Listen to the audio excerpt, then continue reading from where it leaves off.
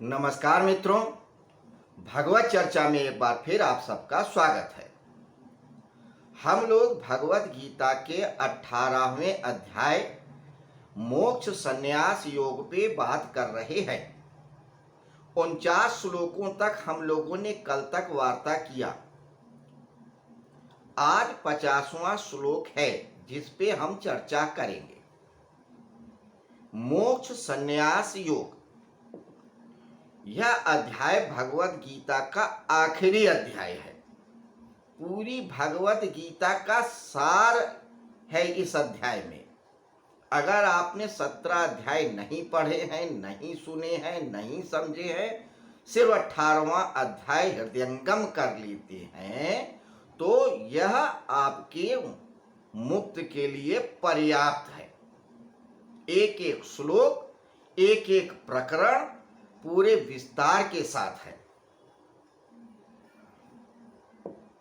इस अध्याय में अर्जुन ने पहले श्लोक में कहा था कि हे भगवान, हमें या मुझे त्याग और संन्यास का अंतर बताएं। वह इसलिए पूछ रहे हैं ये प्रश्न क्योंकि त्याग शब्द का अर्थ होता है छोड़ना और संन्यास का भी वास्तविक अर्थ है छोड़ना। लेकिन त्याग जहां भौतिक वस्तुओं के छोड़ने के लिए उपयुक्त होता है या प्रयुक्त होता है, वहीं संन्यास का अर्थ है आध्यात्मिक उन्नति के लिए वस्तुओं का, चीजों का, भावों का त्याग करना।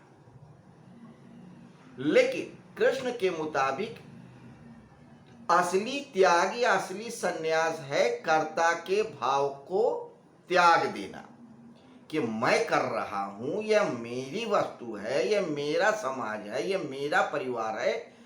इस भाव को छोड़ देना ही असली त्याग है, असली संन्यास है। आप सब कुछ छोड़ दें, कर्ता का भाव न छोड़ें तो आप मुक्त नहीं होंगे, बंधन में ही रहेंगे। ये मैं नहीं कह रहा हूं, ये भगवान श्री कृष्ण ही कह रहे हैं। वो इसलिए क्योंकि कर्म ही बांधता है, कर्म ही मुक्त करता है। कर्म किए बिना आपकी कोई गति नहीं है, कर्म करना मजबूरी है। तो फिर किया क्या जाए, उपाय क्या है? इसी उपाय के लिए वो कहते हैं कर्ता का भाव छोड़ दो। विस्तार से समझाए उन्होंने। इसी संदर्भ में उन्होंने इस अष्टधा प्रकृति के सत रज तम 3 गुणों को भी बताया और बताया कि सब कुछ इन 3 गुणों के अंतर्गत ही आता है। इन 3 गुणों के पार जाओगे तो ही परमात्मा को समझोगे। और भी कई प्रकरण आए। अब सब कुछ बताने के बाद कि धृति, बुद्धि, कर्म सब कुछ त्रिगुणात्मक है, इनके पार जाना होगा। फिर से भगवान श्री कृष्ण कहते हैं, क्या कहते हैं? आइए देखते हैं इस 50वें श्लोक को। पहले 50वां श्लोक संस्कृत में पढ़ेंगे, हिंदी में अर्थ समझेंगे, फिर उस पर थोड़ी सी चर्चा करेंगे, जो हमारा एक पैटर्न चला आ रहा है पहले अध्याय के पहले श्लोक से। तो श्लोक कहता है, सिद्धिम प्राप्तो यथा ब्रह्म तथाप्नोति निबोध में समासेनैव कौन्तेय निष्ठा ज्ञानस या परा। सिद्धिम प्राप्तो यथा ब्रह्म तथा प्राप्नोति निबोध में। हे कौन्तेय, सिद्धि को प्राप्त हुआ साधक ब्रह्म को, जो कि ज्ञान की परानिष्ठा है, ब्रह्म जो ज्ञान की परानिष्ठा है, ब्रह्म ज्ञान की परानिष्ठा है। निष्ठा का मतलब विश्वास। तो ब्रह्म को जानना ही सबसे परम है, इसके आगे कुछ नहीं। जिस वक्त साधक ब्रह्म को जान लेता है उस वक्त सब कुछ जान लेता है। ब्रह्म को नहीं जाने कुछ भी नहीं जाने। अल्टीमेट नॉलेज है वो ब्रह्म को ही जानना। तो ब्रह्म को कैसे जानोगे? सिद्धिम, अंतःकरण की शुद्धि के द्वारा। अगर आपका अंतःकरण शुद्ध नहीं है, आप सब कुछ त्याग दो, सारे कर्म कर लो, हवन कर लो, पूजा कर लो, पाठ कर लो, दान कर लो, तप कर लो, व्रत कर लो, कुछ भी कर लो, कुछ नहीं होगा। होगा कब? जब आपका अंतःकरण शुद्ध हो जाएगा। अंतःकरण शुद्ध हो गया तो आप सब कुछ प्राप्त कर लोगे। तो कहते हैं, हे कुंती के पुत्र, हे कुंती के पुत्र, हे अर्जुन, सिद्धि शुद्धि को प्राप्त हुआ साधक ब्रह्म को जो ज्ञान की परानिष्ठा है जिस प्रकार से प्राप्त होता है उस प्रकार को मुझसे संक्षेप में समझो।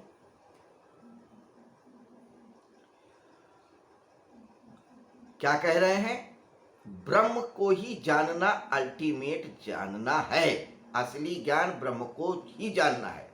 उसको कौन जान सकता है? जिसका अंतःकरण शुद्ध हो, यानी कर्ता का भाव ना हो, मन में मैल ना हो, कुछ पाने की, जानने की, करने की अभिलिप्सा ना हो, किसी के प्रति द्वेष ना हो, बैर ना हो, भाव ना हो,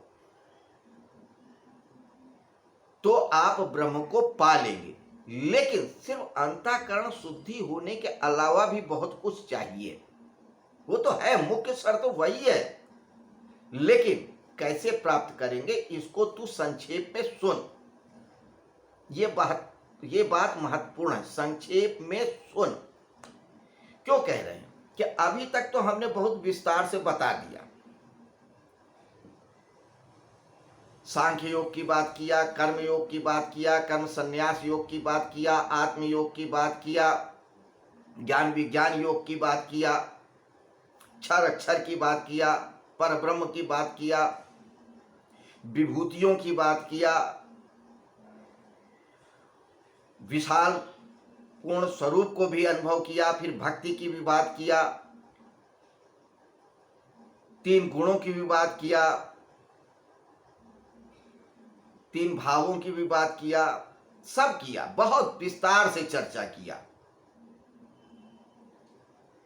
हो सकता है कि इतने विस्तार में सुनने के बाद, समझने के बाद कोई चीजें मिस कर गई हो सकता है भूल रहे हो सकता है कंपाइल करने में, समझने में तुम्हें कोई दिक्कत आ रही हो, तो मैं संक्षेप में फिर से समझा रहा हूं।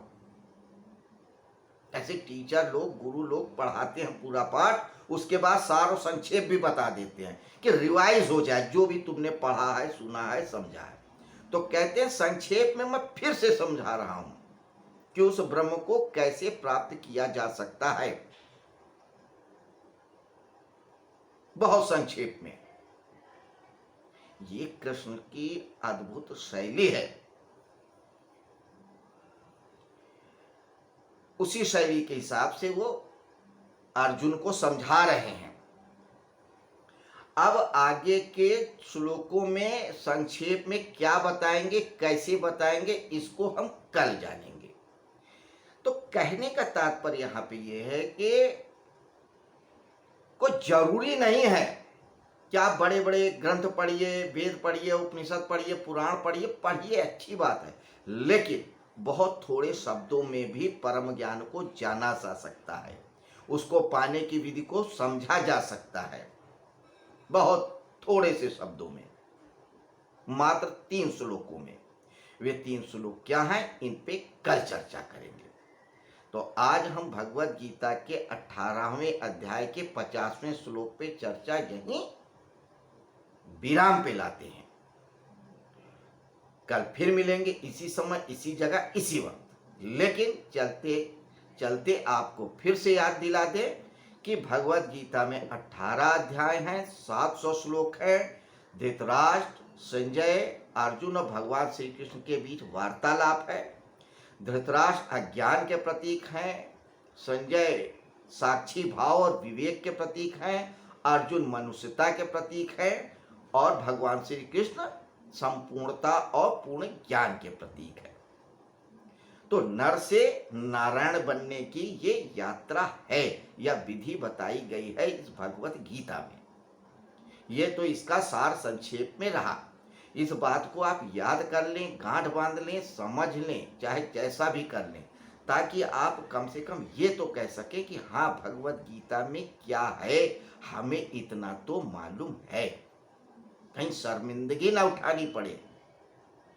कि भगवत गीता का हम नाम तो लेते हैं लेकिन उसमें क्या है पता ही नहीं है। तो हमारा भगवत गीता पे रोज चर्चा करने का मकसद ही यही है कि भगवत गीता को पूजा की अलमारी से उठा के कुछ देर पढ़ें, मनन अध्ययन करें, मनन करें, चिंतन करें, निधिध्यासन करें और जीवन को परिवर्तित करें। खैर, नमस्कार, शुभ रात्रि। कल फिर मिलते हैं।